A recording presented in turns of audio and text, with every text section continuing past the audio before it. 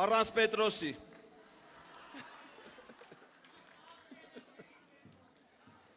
Սիրելի լոռեցիներ, սիրելի վանաձորցիներ, տիկնայք և պարոնայք։ 2010 թվականին ես սովորում եմ քաղաքական դասընթացների Մոսկվայի դպրոցում։ Ինձ հետ այդ դասընթացներին մասնակցում էր Կալուգա քաղաքից մի պաշտոնյա։ Իմանալով, որ ես Հայաստանից եմ, մոտեցավ ինձ ու հարցնում, ասում է, ինձ կասես Տաշիրն ինչ է։ Ես բացատրեցի, ասեցի, որ Տաշիրը մի հրաշալի տարածաշրջան է, մի հրաշալի քաղաք Հայաստանի Լոռու մարզում։ Ու հարցրեցի, ասի, բա ինչ ես հարցնում։ Կատակով ասում է, լսի, մեր քաղաքում մենակ քաղաքի ցուցանակն է գրած Կալուգա, մնացածը ինչ կա Տաշիր է։ Ես հպարտության շատ մեծ զգացողություն ապրեցի այդ պահին և հասկացա, որ այդ զգացողությունը ինձ պարգևել է իմ մեծ հայրենակից Սամվել Կարապետյանը, որը իր քաղաքի, իր երկրի անունը, փառքը հանել է իր երկրի սահմաններից դուրս, տարածել է աշխարհով մեկ և դա վերածել է բարիքի ու այդ բարիքը բերել է իր հայրենիք, բերել է իր հայրենիք և վերածել է դպրոցների, մանկապարտեզների, եկեղեցիների, շեների, կիսելով այդ ամենը իր սիրելի ժողովրդի հետ։ Այո, մեր ժողովուրդը ունի զավակներ, որ կարողանում է ստեղծել բարիքներ և կիսել իր ժողովրդի հետ։ Բայց ցավոք սրտի մեր ժողովրդի շարքում գտնվել է մարդկանց փոքրիկ խմբակ, որոնք չեն կարողանում բարիք ստեղծել, որոնք չեն կարողանում ոչինչ արարել, բայց կարողանում են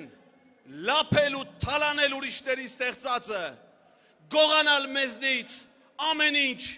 հասնելով մինչև մեր հայրենիքին, և մենք նրանց տվել ենք իրենց բնորոշումը, նրանք կոչվում են հայրենիքի գող։ Հիմա եկել է փոփոխության ժամանակը, հիմա եկել է հայրենիքի գողին, հայրենիքի զավակով փոխարինելու ժամանակը,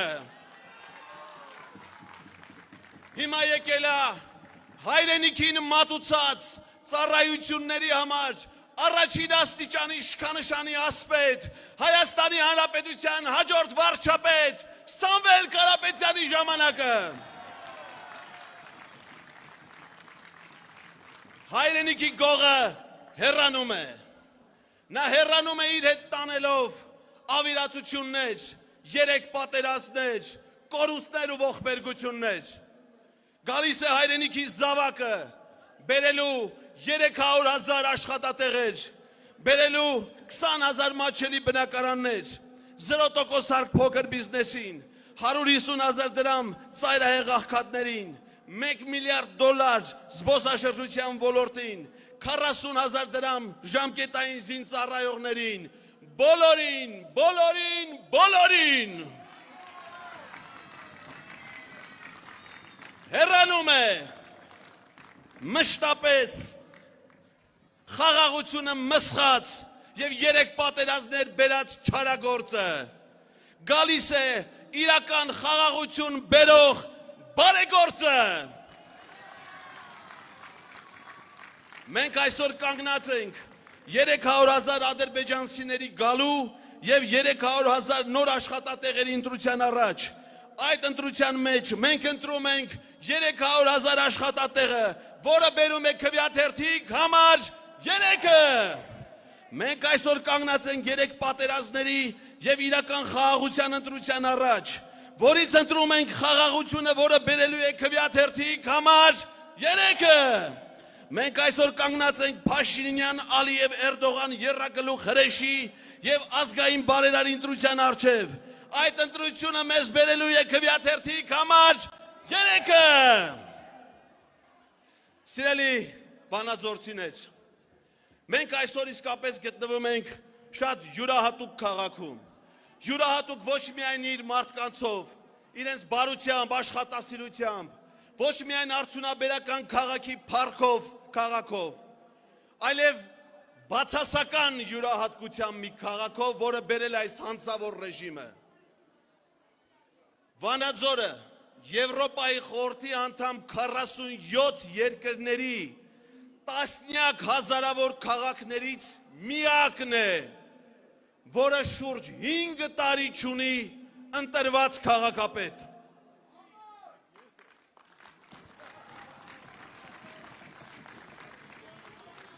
Չունի, որովհետև փոքրիկ բռնապետիկը չի հաշտվում վանաձորցիների ընտրության առջև։ Վանաձորցիները 2021 թվականի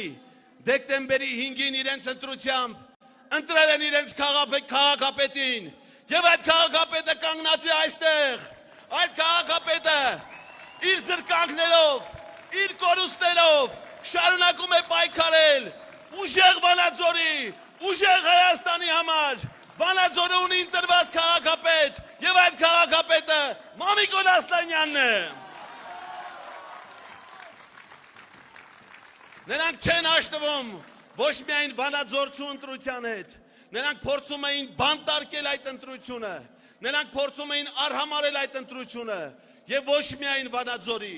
այդպես նրանք վարվեցին Ալավերդու հետ, Գյումրու հետ, Փարաքարի հետ, Մասիսի հետ, բայց այլևս չեն կարող, գալիս է փոփոխությունների ժամանակը, որովհետև Սամվել Կարապետյանը ոչ միայն բանտարկում է, ոչ թե բանտարկում է քաղաքացու խոսքն ու ընտրությունը, այլ անգամ տնային կալանքի մեջ լինելով, իր օջախի դռներն է բացել ժողովրդի առաջ, ընդունելով մարդկանց լսելու նրանց կարծիքը, իմանալու նրանց հոգսերը, որպեսզի այդ ամենը դարձնի լուսավոր ծրագրեր, ստանա ժողովրդի ուժը, այդ ծրագրերը դարձնի իրականություն, իսկ այդ իրականությունը կոչվելու է ուժեղ Հայաստան։